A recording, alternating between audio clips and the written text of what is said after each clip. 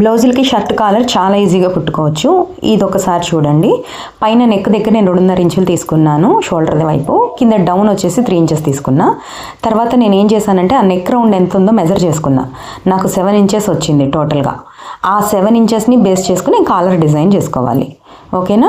ఈ కాలర్కి వచ్చేసరికి నేను ఒకవైపు 8 ఇంచులు తీసుకున్నా, ఒకవైపు 7 ఇంచులు తీసుకున్నా. నాకు 7 ఇంచులది ఏంటంటే నెక్ రౌండ్. ఓకేనా? 7 ఇంచుల దగ్గర వైపు నేను ఏం చేశానంటే 1 ఇంచ్ పైకి పెట్టుకున్నా.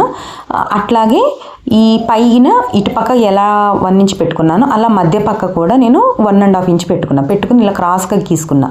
ఆన్ ఫోల్డ్ చేసేసి ఫ్యాబ్రిక్ని, అంటే ఇది పేపర్లండి, ఫ్యాబ్రిక్ అయితే మీకు ఆన్ ఫోల్డ్ చేసుకొని ఇట్లా కట్ చేసేసుకుని డైరెక్ట్గా కుట్టేసుకోవడమే.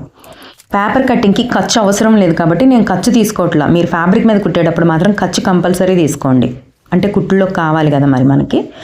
ఫైనల్గా ఇలా వచ్చింది అవుట్పుట్.